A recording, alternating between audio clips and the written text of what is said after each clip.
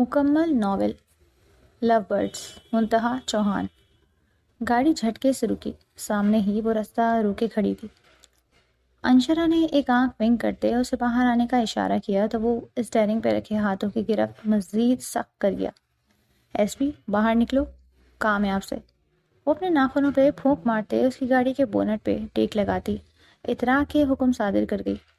ولی نے غصہ ضبط کرتے خود پہ کنٹرول پاتے باہر نکلتے اسے اپنی گاڑی سے دور کر گیا کہ وہ یکدم اس کی باہوں کا ہار بن گئی۔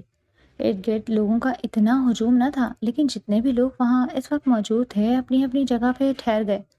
یہ پاکستان تھا، اور پاکستان میں یہ سبھی کی آنکھیں پھٹی کی پھٹی رہ گئی۔ دور ہٹو، وہ فوراً اس کو خود سے پرے جھٹک گیا تو وہ برا سا منہ بناتے ارد گرد دیکھتی اس کے پاس آئی۔ ایس پی اتنا بھاؤ کیوں کھا رہے ہو؟ ایک کمپلین لکھوانی ہے، انشرا نے منہ بناتے کہا۔ تو پولیس اسٹیشن جا کے لکھواؤ۔ وہ واپس پلٹا کہ انشرا پھر سے راہ میں حائل ہوئی۔ ایس پی میری رپورٹ تم ہی لکھو گے اور مسئلہ بھی تم ہی حل کرو گے، کسی اور کے بس کی بات نہیں۔ وہ اس کے کندھے سے کندھا ٹچ کرتے دھیرے سے بولی۔ اچھا بیٹھو گاڑی میں، تمہارا مسئلہ حل کروں۔ وہ بھی اب فارم میں آیا، اور انشرا شمسی تو وارثت کے ہوتے فوراً گاڑی میں بیٹھی۔ اب گاڑی کی اسپیڈ تھی اور انشرا کی چیخیں، اسے گاڑی کی تیز اسپیڈ سے ڈر لگتا تھا، اور ایس پی ولی نے اسے اچھے سے سبق سکھاتے گاڑی کو ایک پہاڑی کے قریب لے جاتے جھٹکے سے روکا۔ اب بتاؤ کیا مسئلہ ہے تمہارا؟ بہت پرسکون انداز تھا۔ انشرا شمسی نے آنکھوں میں آنسو لیے اپنے حواس درست کرتے ایس پی ولی خان کی جانب خالی خالی نظروں سے دیکھا، اور اگلے ہی پل گہرے سانس بھرتے وہ آگے بڑھ کے اس کی گود میں چڑھ کے بیٹھ گئی۔ ولی اس کے اس عمل پہ ایک دم تھما تھا، اس کے دونوں اعتراف گھٹنے ٹیکے وہ اس کا گریبان تھامے اپنی جانب جھٹکا دی گئی، اور شدت سے اس کے لبوں پہ قابض ہوئی اور اس کے ہونٹوں کو تشدد کا نشانہ بنایا۔ وہ بالکل چپ چاپ اسے دیکھے گیا، جبکہ وہ اس کے لبوں پہ جھکتی اس کی سانسیں انہیل کرتی اس کو سیٹ کی پشت پہ ٹکا گئی۔ جارحانہ انداز میں کٹ لگاتے ذرا سا پیچھے ہٹتے اپنی سانسیں بحال کرتے گہرے سانس بھرنے لگی۔ اسی تمام کارروائی میں ولی نے ساتھ نہ دیا، لیکن اسے روکا بھی نہیں۔ کیا ہوا؟ بس اتنی ہی ہمت تھی؟ وہ پرسکون انداز میں پوچھ رہا تھا۔ یہ سزا تھی، آئندہ گاڑی تیز چلائی تو اس سے بھی زیادہ سخت سزا دوں گی۔ وہ ماتھے پہ بل ڈالے جارحانہ انداز میں اسے اپنی طرف کھینچ گئی، جبکہ اس کی کمر اسٹیئرنگ پر جا لگی۔ جب اچانک ہی ولی نے گاڑی سٹارٹ کرتے اسٹیئرنگ گھمایا تو وہ بھی جھولتی دوسری جانب نکلی۔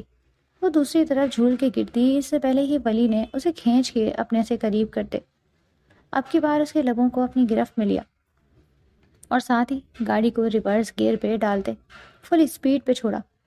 انشرا کی تو سانسیں ہی رک گئی، گاڑی کی اسپیڈ نے اس کے آسان خطا کر دیے تھے۔ وہ ولی کے ساتھ بری طرح چپکی، اس کے ہوش ٹھکانے لگا رہی تھی۔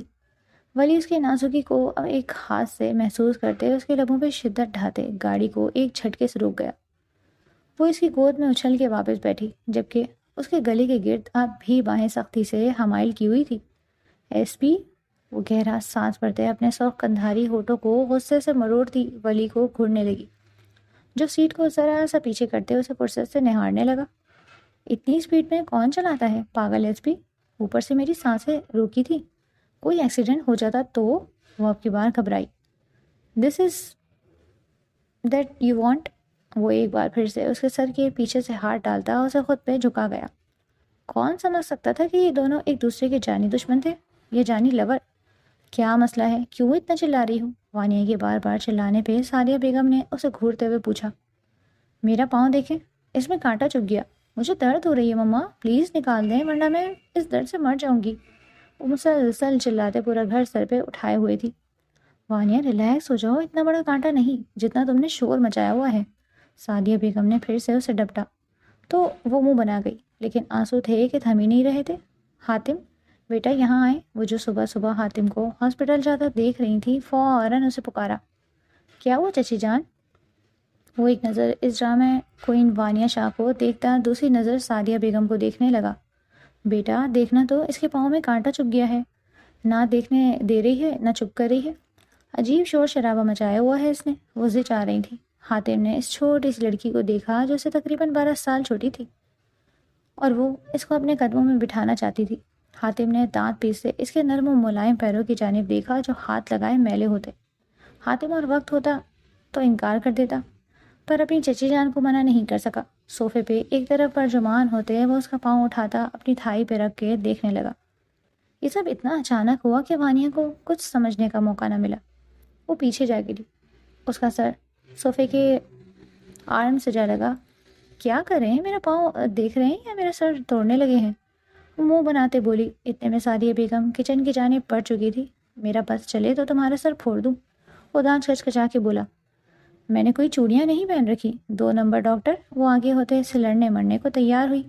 حاتم نے ایک نظر اس کی سوئی کلائیوں پہ ڈالی۔ اس نے واقعی کبھی چوڑیاں نہیں پہنی تھی۔ ڈونٹ وری، ایک دن وہ بھی پہنا دوں گا، اسے تنزن کہتا وہ اس کے پاؤں سے چھوٹا سا کانٹا چبھا تھا وہ نکال گیا۔ چیک کرو، فیل ہو رہا ہے کانٹا اور درد؟ وہ اٹھتے ہوئے بولا۔ وانیہ نے پاؤں نیچے رکھا تو اب اسے درد نہ ہوا۔ میرا پاؤں ٹھیک ہو گیا، وہ خوشی سے چہکی۔ تو حاتم نے گہرا سانس خارج کرتے ہوئے باہر کی جانب راہ لی۔ ارے 2 نمبر ڈاکٹر، بات تو سنو، اپنی فیس تو لیتے جاؤ، وانیہ نے اسے ناک چڑھاتے ہوئے پیچھے سے پکارا تو اس نے غصے سے مڑ کر وانیہ کی جانب دیکھا۔ اپنی یہ زبان تھوڑی دیر کے لیے بند کر لو نا، یہی میری فیس ہے، اور خبردار پیچھے سے مجھے آواز دی۔ وہ اسے غصے سے وارن کرتا ہوا تیزی سے باہر نکل گیا، جبکہ عنایا اپنا پاؤں ٹھیک ہو جانے پہ بہت خوش تھی کہ تبھی وہ یوں ہی بے دہانی میں گیلری کی جانب بڑھ گئی۔ ڈاکٹر حاتم اپنی گاڑی میں بیٹھتے جا رہا تھا تو دوسری طرف سے لو برڈس کی گاڑی اندر جاتی دکھائی دی۔ سامنے ہی ایک بنگلہ تھا جہاں وہ لو برڈس رہتے تھے۔ وانیہ نے اندر آتے فوراً اپنے کمرے کی جانب دوڑ لگائی۔ ارے لڑکی، آرام سے، ابھی کانٹا چبھا ہوا تھا تو چلا نہیں جا رہا تھا اور اب ایسے بھاگ رہی ہو؟ سعدیہ بیگم نے اسے ڈپٹا، جبکہ وہ انسنی کرتی اپنے کمرے میں پہنچتے دوربین نکالتے کمرے کی لائٹس آف کیے اپنے کمرے کی ونڈو کے پاس چھپ کے بیٹھتی، ان کو نظر میں رکھا۔ وہ دونوں ایک دوسرے سے چپکے انداز کے اندر کی جانب بڑھتے، ساتھ لپ کسنگ بھی کر رہے تھے۔ انہیں ایسا کرتے دیکھ وانیہ کے دل کی دھڑکنیں تیز ہوئی۔ وہ فوراً پیچھے ہوتے اپنے دل کی اتھل پھتل ہوتی دھڑکنوں کو سنبھالتی آنکھیں میچ گئی۔ توبہ توبہ، کتنے بے شرم ہے یہ! بندہ بیڈ روم میں رومانس کر لے، جدھر دیکھو شروع ہو جاتے ہیں۔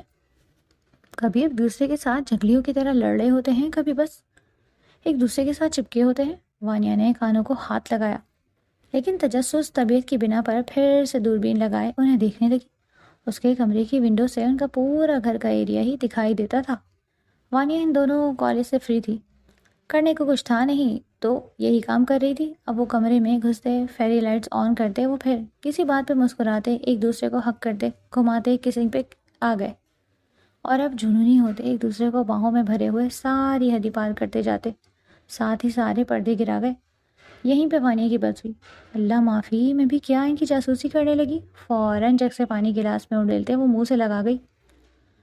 کیا ہسبینڈ وائف ایک دوسرے کے ساتھ اتنے بے شرم ہوتے ہیں کہ اف!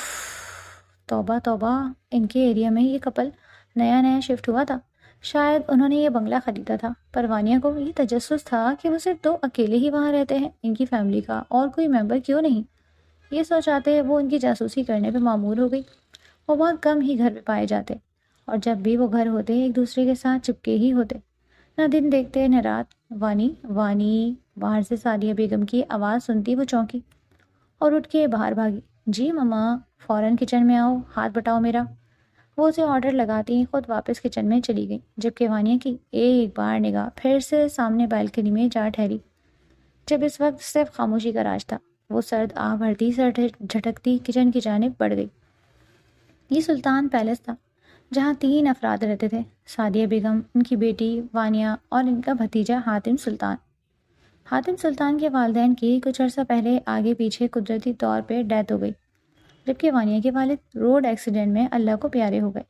ان تینوں کی زندگی کا محور بس ایک دوسرے کے ساتھ ہی جڑا تھا، خوشی ہو یا غم، بس ان تینوں کا ایک دوسرے کے علاوہ کوئی نہ تھا۔ ان کا فیملی بزنس تھا جو سعدیہ بیگم کے منہ بھولے بھائی نواز خان سنبھالتے تھے، جن کے شوہر کے دوست اور بزنس پارٹنر بھی تھے اور بہت قابل اعتبار شخص بھی۔ پلیز مما جان، مان جائے نا، صرف ایک دن کی ہی بات ہے، جانے دینا۔ وانیہ شاہ کو کالج سے فری ہونے پہ دوستوں کے ساتھ ٹرپ کے لیے مری جانے کا پروگرام بن گیا، لیکن اسے اجازت نہیں مل رہی تھی۔ 2 دن سے لگاتار وہ اپنی مما سے اجازت لینے کی کوشش کر رہی تھی، لیکن سعدیہ بیگم اسے کسی صورت بھی جانے کی اجازت نہیں دے رہی تھی۔ وہ جانتی تھی ان کی بیٹی وانیہ اتنی ہوشیار اور چالاک نہیں، وہ اپنی حفاظت کیسے کرے گی؟ اور ایک دن اور رات کے لیے وہ اسے خود سے دور کر دے؟ ایسا تو ممکن ہی نہیں تھا۔ ان کی جان بستی تھی اپنی اکلوتی بیٹی میں، سب سے زیادہ اس کے نخرے بھی وہ خود اٹھاتی تھی اور سختی بھی خود ہی کرتی، پر ان کے لاڈ پیار کی وجہ سے وہ بہت زیادہ ضدی اور نازک مزاج ہو گئی تھی، اور شرارت تو حد سے زیادہ تھی۔ ہرگز نہیں، میں آپ کو اتنی دور نہیں بھیج سکتی، اور وہ بھی ایک رات اور دن کے لیے۔ میرا دل نہیں مانتا میرے بچے، انہوں نے اسے پیار سے اپنے ساتھ لگاتے ہوئے کہا۔ مما پلیز جانے دینا، میری سب فرینڈز جا رہی ہیں، ایک میں ہی نہیں ہوں گی، اور میرا دل اتنا کرتا ہے کہ میں اپنی فرینڈز کے ساتھ انجوائے کروں، گھوموں پھروں، لیکن آپ نے کبھی بھی مجھے نہیں جانے دیا۔ اب میرا دل کر رہا ہے کہ میں مری دیکھ لوں، پہاڑوں پہ برستی برف دیکھوں، پلیز مما مجھے جانے دے، پلیز پلیز پلیز پلیز۔ اور پھر سے ان کے سینے کے ساتھ سر ٹکائے ہوئے بار بار انہیں منانے کی کوشش کر رہی تھی، جبکہ وہ اس کی فضول کی ضدوں سے اب تنگ پڑنے لگی تھی۔ ابھی پچھلے دنوں ہی اسے ضد کر کے ایک بہت مہنگا موبائل لیا تھا، حالانکہ سعدیہ بیگم نے منع کیا ہے، لیکن بیٹی نے ایک نہ سنی اور اس نے لے کے ہی دم لیا۔ اچھا میں سوچوں گی، فی الحال اس ٹاپک کو یہیں کلوز کرو اور جا کے سو جاؤ، انہوں نے نیم رضامندی کے ساتھ کہتے ہوئے اس کی آنکھوں میں بہنے والے آنسو کو دیکھتے کہا۔ Thank you thank you thank you so much mama, you are the world best mama, خوشی سے کہتے ہوئے وہ اٹھ کر اپنے کمرے کی جانب بھاگی، جبکہ کچھ عرصے قبل جب وہاب شاہ زندہ تھے تو وہ اس کی ہر خواہش پوری کیا کرتے تھے، کہ ایک بار سعدیہ بیگم نے ٹوک دیا۔ آپ کو نہیں لگتا کہ آپ اس کی ہر جائز ناجائز خواہش پوری کر کے خراب کر رہے ہیں؟ لڑکی ذات ہے، اگلے گھر بھی جانا ہے اس نے۔ سعدیہ بیگم فی الحال ایسی باتیں نہ کریں، میرے لیے میری بیٹی میری شہزادی ہے، اور جو میری بیٹی کی زندگی میں آئے گا وہ اسے ملکہ بنا کے رکھے گا، اور میں نے سوچ لیا ہے کہ اب مجھے آگے کیا کرنا ہے۔ ان کی باتوں کو یاد کرتے سعدیہ بیگم کی آنکھیں نم ہونے لگی۔ اف بس کریں ایس پی، اور کتنا سونا ہے، اٹھ جائیں۔ وہ کوئی تیسری بار اسے اٹھاتے ہوئے آئی، لیکن وہ ٹس سے مس نہ ہوا۔ ساری رات جگائے رکھتی ہو، اپنی شدتوں سے نٹھال کر دیتی ہو، اور پھر اب دن کو بھی نہیں سونے دیتی۔ آخر تمہیں چاہیے کیا میری جان کے عذاب؟ وہ کروٹ بدلتا، اسے اپنے اوپر گراتا اپنی باہوں کے حصار میں لے گیا۔ میرے ساتھ اب کچھ کیا ایس پی، تم منہ نوچ لوں گی تمہارا۔ اے پنک کیوں ہو رہی ہو؟ ساتھ دو میرا۔ پینک کیوں ہو رہی ہو؟ وہ اسے تھوڑا ڈپٹ گیا۔ پردے تو آگے کر لیں ایس پی، وہ اس کے کندھے پہ چپت مارتے مسکراتے ہوئے بولی۔ چھوڑو، کوئی نہیں دیکھتا، وہ لاپرواہی سے بولا اور اس پہ جھکا۔ آپ کو لگتا ہے کوئی نہیں دیکھتا ہوگا؟ سامنے رہتی ہے ایک لڑکی، ایک دن میری نظر پڑی، اس کی نظریں ہمارے گھر پہ ہی ہوتی ہیں، مجھے دیکھ کے بجائے ہیلو ہائی کرنے کے فوراً نظریں پھیر کے چھپ گئی، جیسے کوئی چوری پکڑی گئی ہو۔ انشرا اسے ڈیٹیل سے بتا رہی تھی۔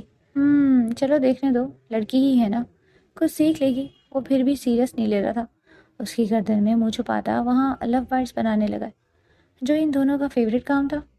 ایس پی سٹاپ، وہ لڑکی ہے، وہ دیکھ لے۔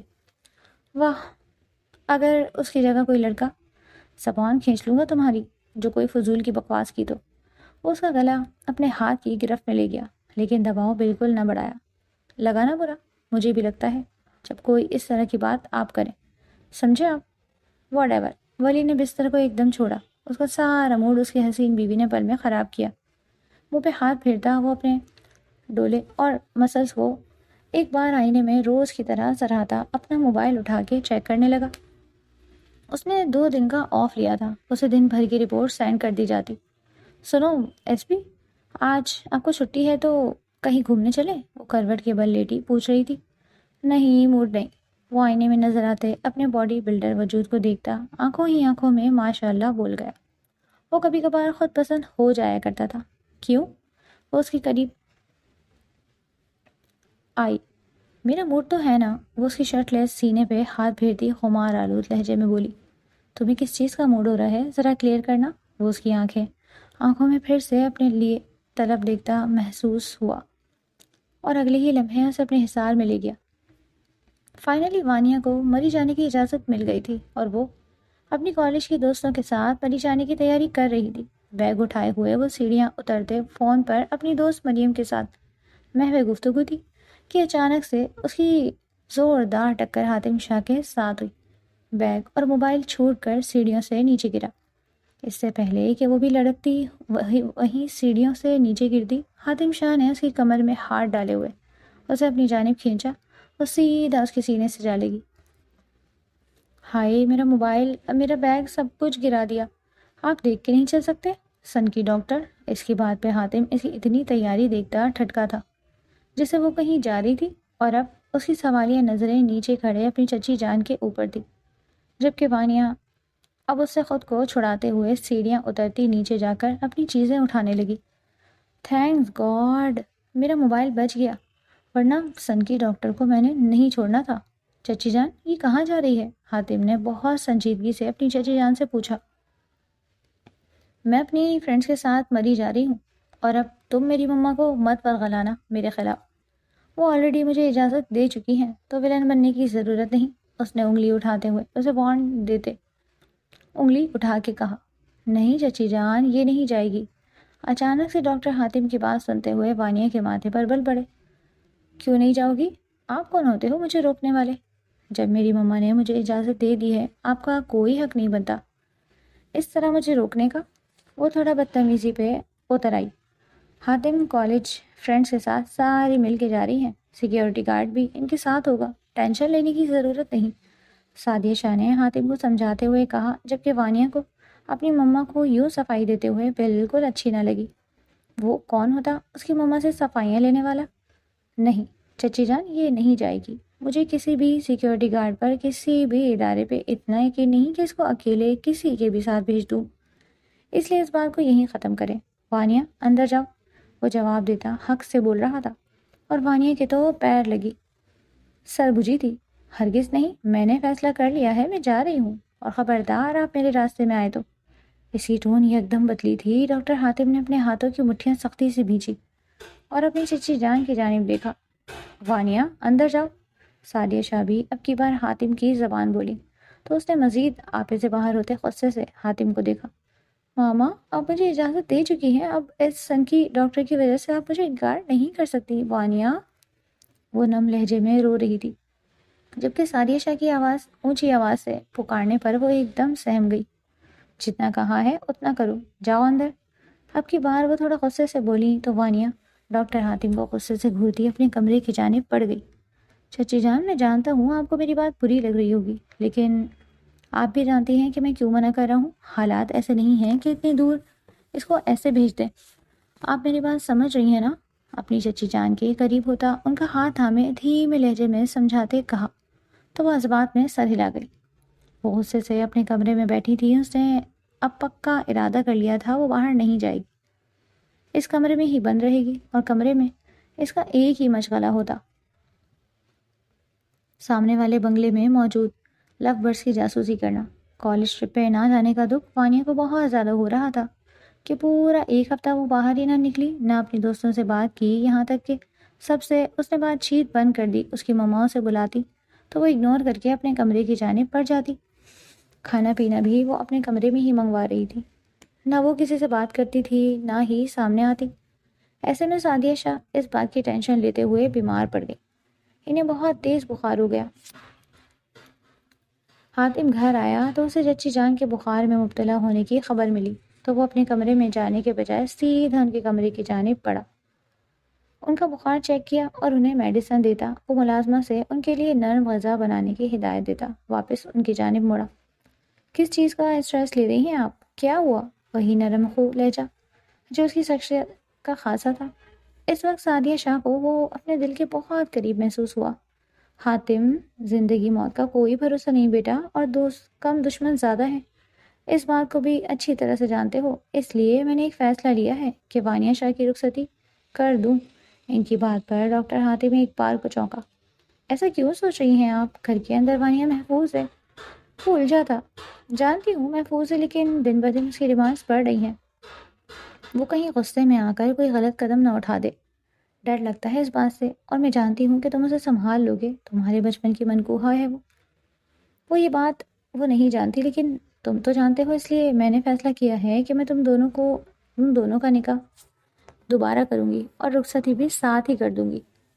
ان کی بات پہ حاتم نے دونوں ہاتھوں کی مٹھی بناتے ہوئے تھوڑی کے نیچے رکھتے گہری سوچ میں ڈوبے انہیں دیکھا۔ آپ جانتی ہیں وہ بھی 18 سال کی نہیں ہوئی، کیا یہ صحیح ہے؟ حاتم تھوڑا سا پریشان ہو رہا تھا۔ 3 ماہ بعد وانیہ 18 کی ہو جائے گی، اس سے کوئی فرق نہیں پڑتا، اور میں اس کی ماں ہوں، اس کی سرپرست۔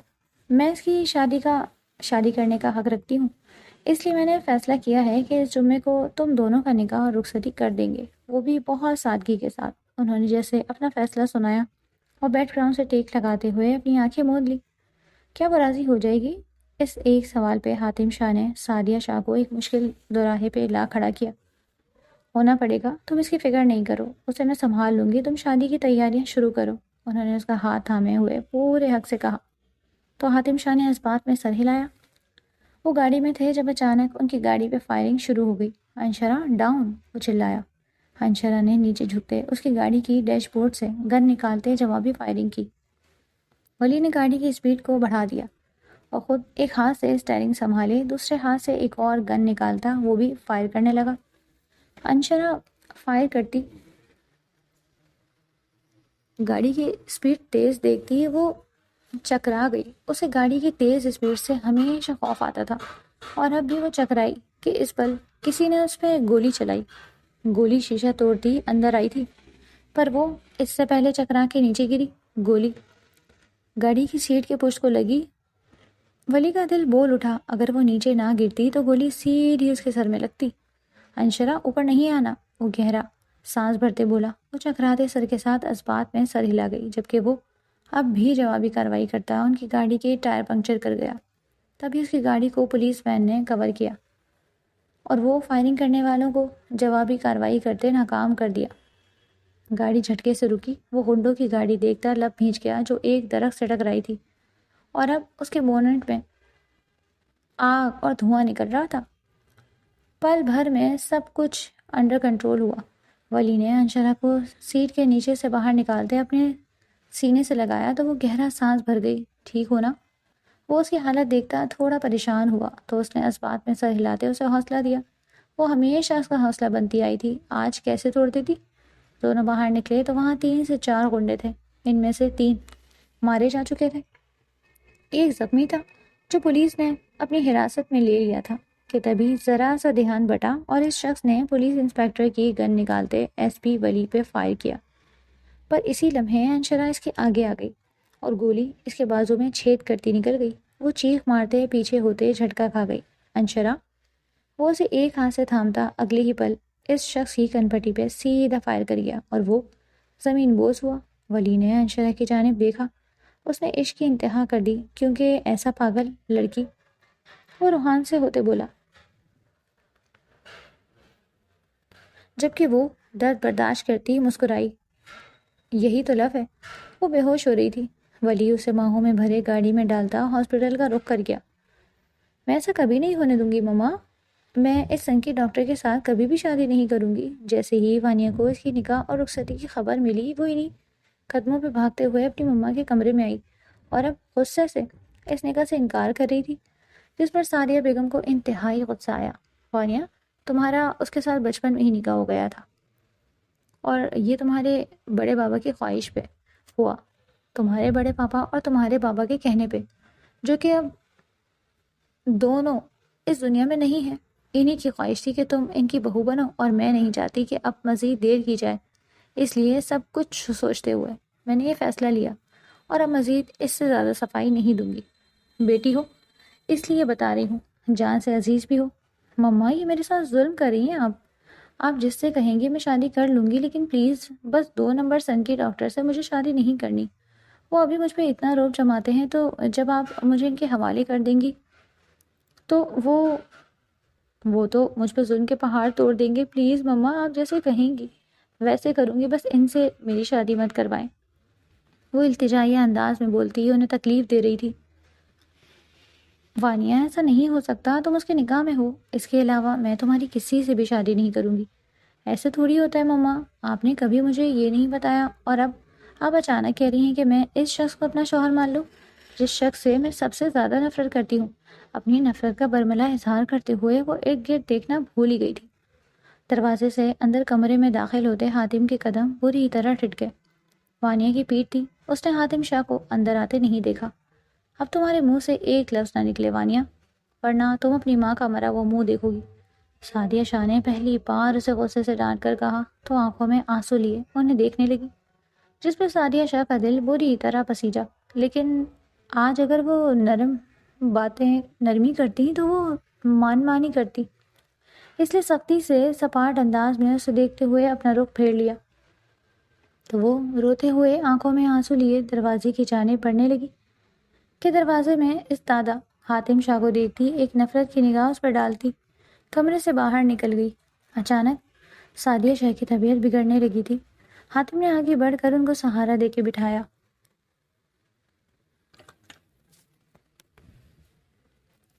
پانی پلاتے ان کو حوصلہ دیا۔ آپ ٹھیک ہیں؟ حاتم پوری طرح ان کے لیے پریشان ہو گیا تھا۔ ہاں ٹھیک ہوں میں، فکر نہیں کرو، دکھی لہجے میں بولتے وہ اپنی آنکھیں میچ گئیں، جبکہ حاتم شاہ کا ہاتھ انہوں نے اپنے ہاتھوں میں تھام رکھا تھا۔ ان کی انسیکیورٹی دیکھتے ہوئے حاتم شاہ ان کے پاس بیٹھ گیا۔ حاتم، میں جانتی ہوں میری بیٹی بہت غلط باتیں کر جاتی ہے، تمہارا دل بھی دکھاتی ہے، لیکن پھر بھی میری تم سے یہی درخواست ہے، کبھی بھی اس کی باتوں پہ آ کر اس سے باز پرست مت کرنا۔ وہ معصوم ہے، جس طرف ڈالو گے ڈھل جائے گی۔ وہ جانتی تھی ان کی بیٹی کی باتیں سنتے ہوئے حاتم کے دل میں اس کے لیے نرم جگہ بھی ختم ہو جائے گی، اس لیے وہ اس کے دل میں اپنی بیٹی کے لیے جگہ صاف کر رہی تھی۔ اچھا چچی جان، آپ فکر نہ کریں، جیسا آپ چاہتی ہیں ویسا ہی ہوگا۔ وہ دل ہی دل میں وانیہ سے بیزار ہوا تھا، لیکن اپنی چچی جان کو مطمئن کر گیا۔ ان کے چہرے پہ سکون سا دیکھتے ہوئے حاتم کو بھی سکون آنے لگا۔ ڈاکٹر، میری وائف کیسی ہیں اب؟ وہ ڈاکٹر ماریہ سے پوچھتا بے چین لگا۔ Don't worry, she is fine, and ایک خوشخبری بھی ہے ایس پی صاحب۔ ڈاکٹر تھوڑا مسکرائیں، وہ اس کا پولیس یونیفارم دیکھ چکی تھی۔ وہ جو اندر کی جانب بڑھنے لگا تھا ایک پل کو تھم سا گیا۔ You are going to be father, congratulations, وہ بتاتے ہوئے اس کے چہرے کو دیکھنے لگی۔ جہاں ایک پل کو گہری سنجیدگی چھائی تھی، ڈاکٹر ماریہ ایک دم سنجیدہ ہو گئی۔ وہ کافی ویک ہے، انہیں بہت کیئر کی ضرورت ہے، شاید ان کے پہلے بھی کوئی سرجری۔ ڈاکٹر کی بات پہ وہ ایک نظر انہیں دیکھتا اندر کی جانب بڑھا، جہاں وہ ایک طرف بستر پہ بیٹھی تھی۔ وہ بھی اس کی طرح ملک کی حفاظت کا کام کرتی تھی، کوئی پوسٹ نہیں تھی اس کی، لیکن وہ اپنے اندر جذبہ شوق جنون رکھتی تھی۔ اپنے شوہر سے ہی سیلف ڈیفینس سیکھا، مارشل آرٹ سیکھا اور گن چلانا بھی، اور ایک بار کے ہوئے حادثے نے ان کی زندگی کو بدل دیا۔ جب اسے اپینڈکس تھی، اس نے احتیاط نہ کیا، وہ بری طرح گری اور اس کی اپینڈکس پھٹ گئی۔ اس وقت جو ایمرجنسی میں اس کو آپریٹ ہوا، اس میں اس کی رائٹ سائڈ بیبی ٹیوب بھی مسئلہ آ گیا، جس پہ ڈاکٹر نے پریگنینسی کے بہت کم چانس بتائے تھے، اور اگر کبھی ہو بھی گئی تو بہت زیادہ پیچیدگیاں بھی ہو سکتی ہیں۔ اس لیے طبی ولی نے سوچ لیا تھا وہ بچہ نہیں کریں گے۔ جب زندگی کے کسی موڑ پہ بچے کی کمی محسوس ہوئی تو وہ بچہ اڈاپٹ کر لیں گے، لیکن انشرا کو لے کے وہ کوئی رسک نہیں لینا چاہتا تھا۔ پر آج کی خبر سنتے وہ شوق میں تھا اور بنا پلک جھپکتے انشرا کو دیکھ چکا تھا۔ اس کے چہرے پہ کہیں بھی ڈھونڈنے سے خوشی نہیں دکھائی دے رہی تھی، ہاں ایک فکر تھی، اور وہ فکر انشرا اچھی طرح سمجھتی تھی۔ اس کی فکر پہ انشرا مسکرائی تھی۔ وہ آگے بڑھتے شدت سے اسے گلے لگا گیا، گہرے سانس بھرتا وہ خود پہ قابو کر رہا تھا۔ ایک دم سے اسے انشرا کو کھونے کا احساس جاگا۔ کیا ہو گیا ایس پی؟ میں ٹھیک ہوں، میرا ایس پی اتنا کمزور نہیں ہو سکتا۔ وہ اس کے سینے سے لگی، بس اتنا ہی بول پائی۔ انشرا، اگر تمہیں کچھ بھی ہوا تو یاد رکھنا میں تمہیں کبھی معاف نہیں کروں گا۔ اس کے دونوں ہاتھ تھامے چومتے ہوئے بولا۔ گھوڑی چھو کے گزری ہے پر درد ہے، وہ منمنائی، جبکہ چہرے پہ بھرپور مسکان تھی۔ اس کے بازو کو چومتے وہ اس کے ماتھے پہ لب رکھ گیا۔ میں تمہیں کچھ نہیں ہونے دوں گا، وہ اس کے پیٹ کو چھوتے بہت محبت سے بولا۔ آئی نو، مجھے اپنا اللہ پہ بھروسہ ہے، وہ جب چاہے نواز دے۔ اگر اس نے ہمیں اولاد سے نوازا ہے تو آگے کے مرحلے کو بھی وہی آسان کرے گا نا۔ وہ اس سے بہت دھیرے سے بولی۔ وہ اسے اپنے ساتھ لگائے باہر آیا، بہت احتیاط سے گاڑی میں بٹھایا۔ انشرا، اب بہت احتیاط کرنی ہوگی، اور اب تم میرے ساتھ کسی مشن میں نہیں جاؤ گی۔ ایس پی، یہ زیادتی ہے، وہ نروٹھے انداز میں بولی تو ولی نے لب بھینچے۔ جب تک فری نہیں ہو جاتی تب تک میری بات ماننی ہوگی، وہ قطعی انداز میں بولا۔ ہائے اوئے، ایس پی کو اولاد کی فکر ہو رہی ہے، وہ اسے تنگ کرتے بولی کہ ولی نے اسے اپنی جانب کھینچا اور اس کے گال پہ زور سے کاٹا، اولاد سے پہلے بیوی آتی ہے اور بیوی کی فکر سب سے پہلے ہوتی ہے، اور تم بہت اچھے سے جانتی ہو مجھے کس کی زیادہ فکر ہے۔ اس کی بات پہ انشرا نے گہرا سانس بھرتے اس کے سینے پہ سر رکھا۔ مجھے گود میں آنا ہے آپ کی، وہ لاڈ سے بولی۔ ابھی احتیاط سے بیٹھو، بازو پہ زخم ہے، اور جھکنے کا کام بالکل مت کرنا۔ ہم کل گائنیکالوجسٹ کے پاس جائیں گے، سارا ڈائٹ پلان لکھوائیں گے اور طاقت کی میڈیسن بھی۔ کسی قسم کی بے احتیاطی نہیں کرنی ہے انشرا، میں سمجھا رہا ہوں۔ وہ اسے وارن کرتی نظروں سے دیکھنے لگا، جو اسے مسکراتی نظروں سے دیکھ رہی تھی۔ اوف، میں کہیں بے ہوشی نہ ہو جاؤں، میرا ایس پی میری فکر میں گھائل۔ وہ اس کی بات پہ اسے گھور کے رہ گیا۔ حاتم شاہ کو لگا وانیہ کافی ڈرامہ کرے گی، شور شرابے کرے گی، لیکن ایسا کچھ نہیں ہوا، اور نکاح والے دن وہ خود آرام اور سکون سے تیار ہوتی نکاح کے لیے تیار ہو گئی۔ اس کا اتنی جلدی سب خاموشی سے مان جانا حاتم کو ہضم نہیں ہو رہا تھا۔ وانیہ شاہ بنت وہاب شاہ، آپ کا نکاح حاتم اختر شاہ ولد اختر شاہ سے 5 لاکھ حق مہر سکہ راج الوقت طے پایا ہے۔ کیا آپ کو یہ نکاح قبول ہے؟ جی قبول ہے، اس نے سپاٹ انداز میں جواب دیا۔ مولوی صاحب نے اپنے الفاظ دوبارہ دہرائے۔ تو بھی وہی انداز تھا۔ مولوی صاحب اب حاتم کی جانب پڑے، وہی الفاظ دہرائے۔ حاتم نے ایک نظر پردے کے پار گھونگھٹ اوڑھی بیٹھی وانیہ شاہ کی جانب دیکھا۔ جی قبول ہے، سب نے دعا کے لیے ہاتھ اٹھائے۔ نکاح مکمل ہوا، مبارک ہو۔ مولوی صاحب کے کہنے پر سب نے حاتم کو مبارکباد دی۔ سب سے ملتا، مبارکباد لیتا، وہ اب سعدیہ شاہ کے پاس آیا۔ چچی جان، آپ خوش ہیں؟ ان کے قریب پنجوں کے بل بیٹھتا ہوا وہ ان سے سوال کرنے لگا۔ خوش؟ میں اس دن ہوں گی جس دن میری بیٹی خوش ہوگی، پر آج میں بہت مطمئن ہوں۔ حاتم، میں نے اپنی بیٹی مضبوط ہاتھوں میں دی ہے، جو اس کی حفاظت اپنی جان سے بھی زیادہ بڑھ کر کرے گا، انہوں نے پورے اعتماد انداز اور یقین بھرے انداز میں کہا۔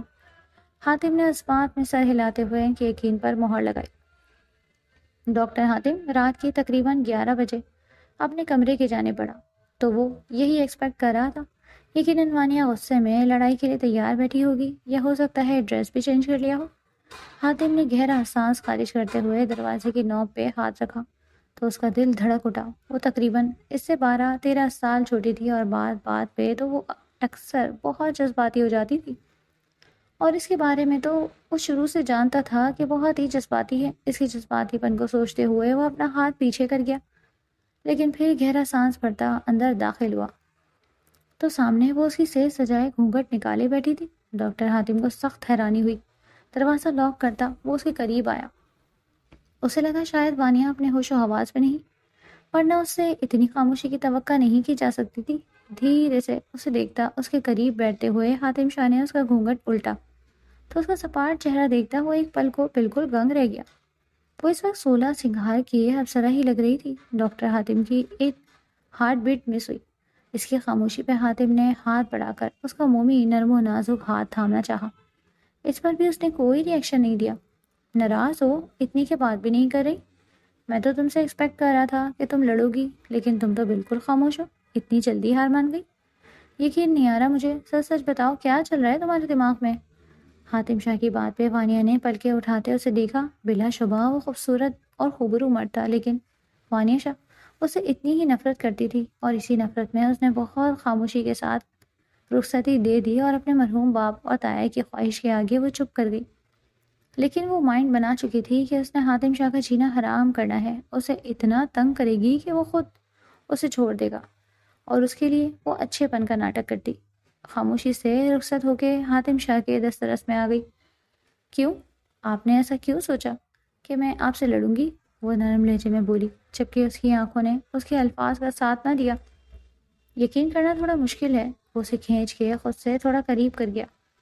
وہی وانیہ کی بس ہوئی، اور دونوں ہاتھوں سے اس کے سینے پہ پیش کرتے اسے پیچھے دھکیلا۔ ڈونٹ کلوز ٹو می۔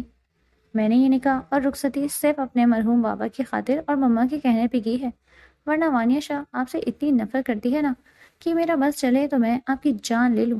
نفرت بھرے لہجے میں کہتے ہوئے وہ حاتم کو پل میں عرش سے فرش پر گرا گئی۔ تو تمہیں کیا لگتا ہے میں تمہاری محبت میں پاگل ہوا جا رہا ہوں؟ میں نے بھی صرف چچی جان کی خواہش کا احترام کرتے ہوئے تمہیں اپنے نکاح میں لیا ہے، اور اس وقت تم یہاں بیٹھی ہو، ورنہ میرا بس چلتا تو۔ وہ زج ہوا اس کی باتوں پہ، اور بے بس بھی۔ یہی تو مسئلہ ہے، میرا بس نہیں چل رہا، حاتم غصے سے کہتے ہوئے اٹھتا ہوا کبٹ کی جانب پڑا۔ اگر اتنی نفرت تھی آپ کو مجھ سے تو ماما جان کے سامنے اتنا کچھ بننے کا ناٹک کیوں کر رہے تھے؟ نہ کر دیتے، آپ کی بھی جان چھوٹ جاتی اور میری بھی۔ وانیہ شاہ کی بات پہ حاتم نے زور سے کبٹ کو بند کیا کہ وہ اچھل کے ایک قدم پیچھے ہوئی۔ اپنے چھوٹے سے دماغ میں نا ایک بات اچھے سے بٹھا لو، ہمارا تعلق شاہ خاندان سے اور یہاں طلاقیں نہیں ہوتی اور نہ ہی جدائیاں۔ جیو یا مرو، اب سے تم یہیں رہو گی میرے کمرے میں، میری دسترس میں، سمجھی تم؟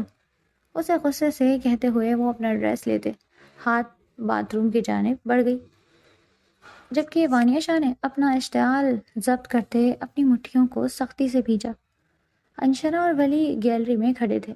آج ان کی نظر سامنے بنگلے پہ تھی جہاں پہ دو نفس آپس میں لڑتے دکھائی دیے۔ وہ نیو میرڈ کپل لگ رہا تھا، لگتا ہے نئے نئے جنگلی بلہ اور جنگلی بلی ملے ہیں۔ انشرا نے لقمہ دیا۔ بری بات ہے کسی کو یوں نہیں دیکھتے۔ ولی نے اپنی نگاہ پھیر لی۔ وہ اب کھلے آسمان کو دیکھ رہا تھا۔ ہاں، جب یہی لڑکی ہمیں ٹانگ جھانک کرتی تھی تب سنگل تھی نا، اب لے مزے ڈبل ہونے کے۔ وہ کھلکھلا کے ہنس دی، جبکہ ولی اب بھی سنجیدہ تھا۔ وہ اس کے کندھے پہ سر رکھے ہوئے کتنی دیر کھوئی رہی۔ سامنے لائٹس آف ہو چکی تھی، پردے گر گئے تھے۔ کیا ہوا، آپ اس قدر چپ کیوں ہیں؟ اس کی بات پہ ولی نے گہرا سانس بھرا۔ اتنا بڑا رسک کیوں لیا انشرا؟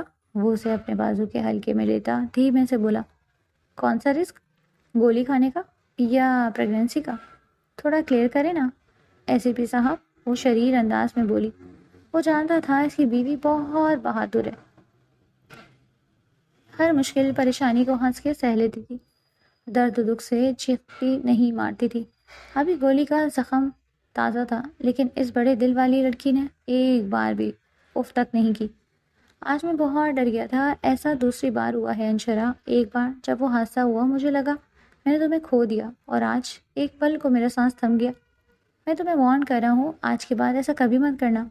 وہ اسے تنبیہ نگاہوں سے دیکھتا محبت سے بولا، ایسے تو نہیں کہتے، عشق ایک آگ کا دریا ہے، جو اس میں کودا وہی سمجھ سکتا ہے۔ وہ اپنی لائف سے مطمئن تھے اور اللہ نے بھی ان کے لیے بہت اچھا سوچ رکھا تھا۔ ولی نے چھٹیاں مزید بڑھا لی تھی اور اسے لیے ایک آغان ناران نکل گیا۔ سعدیہ بیگم کی خواہش ہے ولیمے کی بھی چھوٹی سی تقریب گھر میں ہی رکھی جائے۔ وہ نہیں چاہتی تھی کہ کوئی سیکیورٹی کا مسئلہ بنے۔ وانیہ بظاہر سب کو نارمل نظر آتی، لیکن حاتم جانتا تھا کہ وہ کتنی نارمل ہے، جس نے اب تک حاتم کو اپنے نزدیک نہیں آنے دیا تھا۔ ہائے، ولیمے کی تقریب پہ پڑوسی سے بھی وہ کپل آیا تھا۔ وانیہ اس لڑکی کو روبرو دیکھتے ایک پل کو سٹپٹا گئی۔ آپ؟ جی میں، شادی مبارک ہو۔ وہ ہنس مکھ لڑکی مسکرا کے بولی۔ تھینکس، ویسے ارینج میرج ہے یا لو؟ انشرا نے قریب ہوتے پوچھا۔ وانیہ اس کی پہلی بار پہ اس قدر فرینک ہونا محسوس کرتی حیرت سے اسے دیکھے گئی۔ ویسے مجھے ارینج میرج لگ رہی ہے، ورنہ رات کو آپ لوگوں کی لڑائی جھگڑے کی آوازیں نہ آتی۔ اب کی بار انشرا نے پہلی بار بال پہ چھکا مارا، وہیں شنایا کو کھانسی کا دورہ پڑ گیا۔ تو انشرا نے پاس ٹیبل سے جلدی سے پانی کا گلاس اس کی جانب بڑھایا۔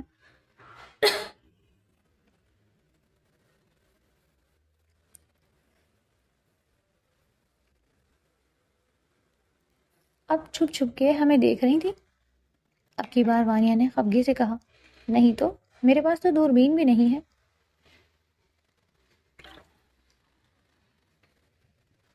ویسے پہلی رات کو کون لڑتا ہے؟ پہلی رات تو پیار کرنے والی ہوتی ہے، اتنے دن سے دیکھ رہی ہوں، کچھ سیکھا نہیں؟ وہ اسے آج آڑے ہاتھوں لے رہی تھی۔ آپ کو کوئی غلط فہمی ہوئی ہے، ایسا کچھ نہیں۔ وانیہ کے ماتھے پہ پسینے کے قطرے نمودار ہوئے۔ ارے ڈونٹ وری، میں لڑنے نہیں آئی، ولیمہ اٹینڈ کرنے آئی ہوں۔ انجوائے کرو ولیمہ، چھوٹی لڑکی، اور کوشش کرو اپنے لائف پارٹنر سے عشق کرو، دیکھنا دنیا کتنی خوبصورت ہو جائے گی۔ Just try it. اور ہاں، آج رات جو بھی کرنا احتیاط سے کرنا۔ جہاں آپ کی بیلکنی سے ہمارا پورا گھر دکھائی دیتا ہے، وہیں ہمارے کمرے کی گیلری سے آپ کا پورا بنگلہ اور کمروں کے اندر کا منظر بھی نظر آتا ہے، سو بی کیئرفل۔ وہ اسے ایک آنکھ ونک کرتی جا چکی تھی، جبکہ وانیہ صرف پیش و تاب کھاتی رہ گئی۔ ان کی شادی کو تقریباً 2 ماہ ہونے والے تھے۔ دونوں کے بیچ چھوٹی موٹی نوک جھونک ابھی تک چل رہی تھی، یہ شاید دونوں ایک دوسرے کے عادی ہوتے جا رہے تھے۔ وہاب شاہ پہلے سیاست کا حصہ تھے، جس وجہ سے ان کے دوست کم اور دشمن زیادہ تھے۔ سیاست چھوڑنے کے بعد بھی انہیں دھمکی بھری فون کالز آتی رہیں جس میں ان کی بیٹی کو نشانہ بنائے جانے کی بات ہوا کرتی، اور پھر ان کی اچانک حادثاتی موت نے حاتم اور سعدیہ بیگم کو بہت ڈرا دیا۔ وہ وانیہ کو لے کر کسی قسم کا رسک نہیں لیتے، وہ کوئی فضول حرکت نہ کرتے، اسی لیے سعدیہ شاہ نے بیٹی کی رخصتی کر دی، کیونکہ اس کے پیچھے بھی یہی وجہ تھی۔ کچھ دن بعد حاتم شاہ کو پتہ چلا کہ سعدیہ بیگم کا عمرہ کا پروگرام بن گیا تھا۔ معمر اور معزز خواتین کا گروپ عمرے کے لیے جا رہا تھا، جن میں ان کی کچھ کزنز، کچھ دوستیں بھی شامل تھیں جن کا اس دنیا میں کوئی نہیں تھا۔ وانیہ نے انہیں جانے سے منع کیا، لیکن وہ جب سے بیماری سے اٹھی تھی ان کی بہت خواہش تھی اللہ کا گھر دیکھنے کی، اور پھر جب بلاوا آئے تو بندہ اپنی مرضی سے نہیں جاتا، رب کی مرضی سے جاتا ہے، اور ان کا بلاوا آیا تھا۔ حاتم انہیں ایئرپورٹ چھوڑنے گیا تو واپسی پہ وانیہ کے لیے پھولوں کا بوکے اور چاکلیٹس لے گھر آیا۔ سعدیہ بیگم کے جانے پہ وہ بہت اداس تھی۔ وہ جاتے ہوئے اسے بہت کچھ سمجھا کے گئی تھی، جس میں سر فہرست حاتم کی عزت کرنا اور اس کی بات ماننا تھا۔ ان کے جانے کی اتنی اداسی تھی کہ ایئرپورٹ بھی انہیں چھوڑنے حاتم کے ساتھ نہ گئی۔ اس کی اداسی کی وجہ سے حاتم آج جلدی گھر آ گیا تھا۔ اپنے کمرے کی جانب جاتے وہ دھیما سا مسکرا دیا۔ جیسے ہی اندر داخل ہوا وہ بستر میں دبکی پڑی تھی۔ حاتم نے اسے آواز دی لیکن جواب نہ دارو۔ اس کے پاس آتے اس کا کمفرٹر ہٹایا تو وہ بخار میں تپ رہی تھی۔ او گاڈ وانیہ، اٹھو، آنکھیں کھولو۔ وہ اسے اٹھا کے بٹھاتا اس کا ماتھا چیک کرنے لگا۔ بخار کیسے ہو گیا؟ اس کی گری ہوئی طبیعت دیکھتا وہ بہت پریشان ہوا تھا، پر وہ آنکھیں میچے بنا کسی بات کا جواب دیے بیک گراؤنڈ سے ٹیک لگائے بیٹھی تھی۔ میں کھانا لگواتا ہوں، کھانا کھا کے میڈیسن لے لینا، وہ سنجیدگی سے کہتا اٹھا تھا۔ مجھے کچھ نہیں لینا، اور اب مجھے تنگ مت کرنا، سن کی ڈاکٹر وہ غصے سے کہتی پھر سے لیٹ گئی۔ کیا بدتمیزی ہے وانیہ، جو کہا ہے وہ کرو، ورنہ مجھے انجیکشن لگانا پڑے گا، وہ اسے ڈراتے ہوئے بولا۔ انجیکشن؟ وہ بھی وانیہ کو منہ دھو رکھے، وہ اسے منہ چڑھاتے ہوئے بولی تو حاتم سچ میں انجیکشن نکال لایا۔ یہ کیا کر رہے ہیں آپ؟ پیچھے کریں اسے۔ وہ گھبرا کے بیٹھ کے دوسرے حصے تک پہنچ گئی۔ چہرہ انتہائی سرخ ہوا۔ جب کھانا نہیں کھانا، میڈیسن نہیں لینی تو پھر انجیکشن ہی لینا پڑے گا نا۔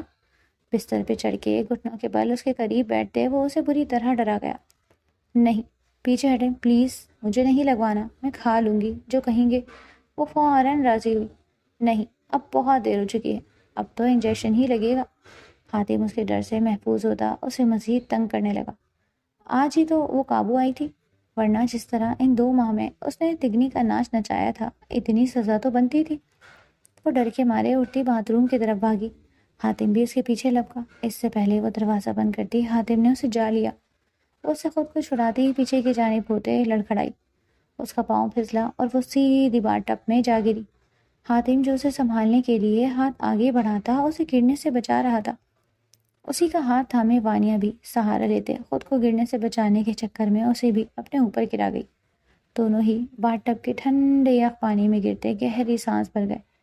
اس کا سر باتھ ٹب سے لگنے سے پہلے حاتم نے اس کے سر کے پیچھے ہاتھ رکھتے بچا لیا۔ وہ اس کی شرٹ کو تھامے تھر تھر کانپتی اس کے ساتھ چپکی تھی۔ اس کا نسوانی حسن حاتم نے آج پہلی بار محسوس کرتے اپنے دل میں ہلچل محسوس کی تھی۔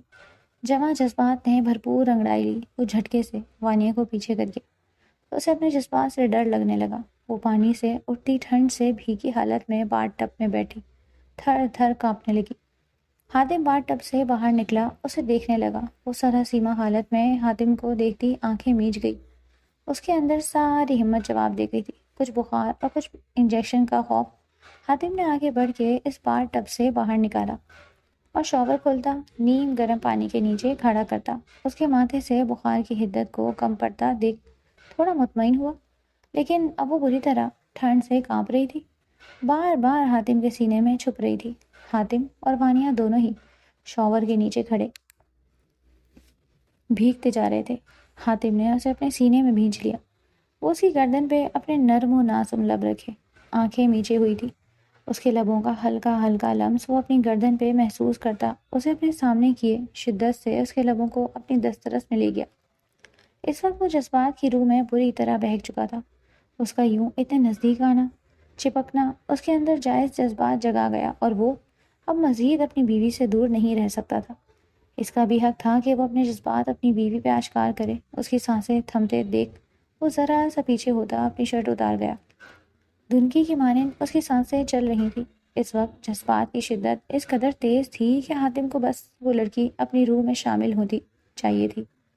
وہ اتنا بہک چکا تھا کہ یہ تک بھول گیا تھا کہ وہ نازک سی لڑکی اس کی شدتوں پہ بے خود ہوتی ہوش و حواس کھو گئی ہے۔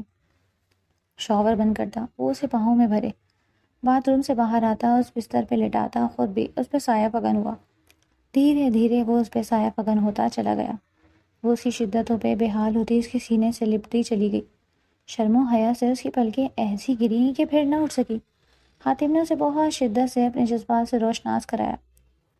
وہ نازک سی کلی ان جذبات کے آگے خود کو بے بس محسوس کرتی اپنا آپ اپنے شوہر کو سونپ گئی۔ صبح اس کی آنکھ موبائل پہ آتی مسلسل کال کی وجہ سے کھلی۔ وانیا اس کے سینے پہ سر دھرے گہری نیند میں گم تھی۔ حاتم نے ہاتھ بڑھا کے موبائل اٹھاتے ویسے ہی لیٹے لیٹے موبائل کان سے لگایا۔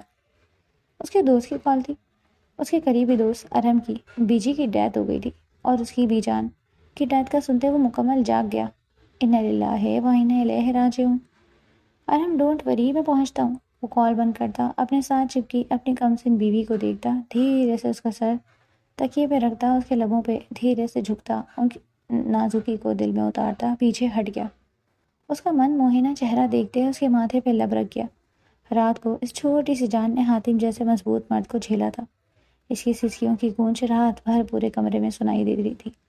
وہ جانتا تھا رات کو وہ بہت زیادہ جذباتی ہو گیا تھا، پھر بھی وہ اس بات کا خیال رکھ گیا کہ اس کی بیوی بہت نازک تھی۔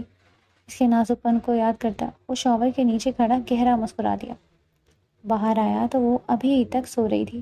حاتم کا دل نہ چاہا کہ اسے جگائے، لیکن رات بھر اسے اپنی شدتوں کی بارش میں بھگوتا، صبح کے وقت اسے چھوڑا، اسی لیے وہ اپنی نیند پوری کر لے۔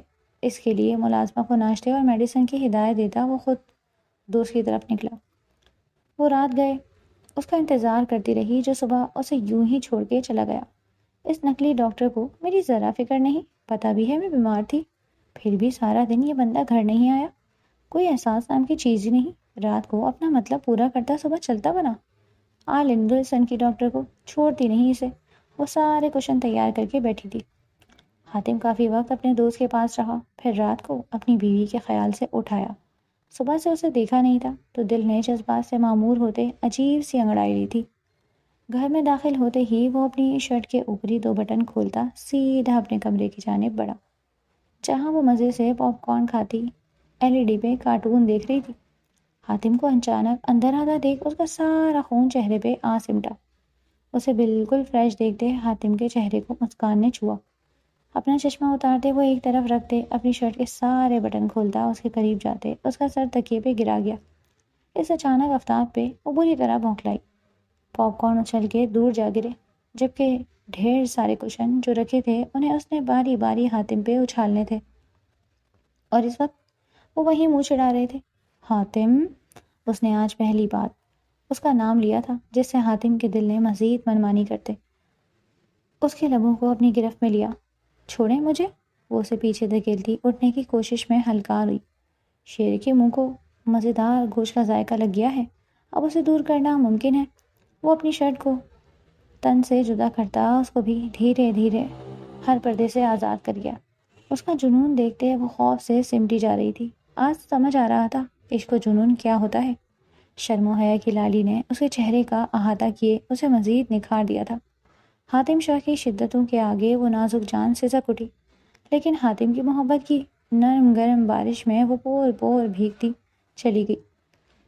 آپ کی کامنٹس کا ویٹ رہے گا۔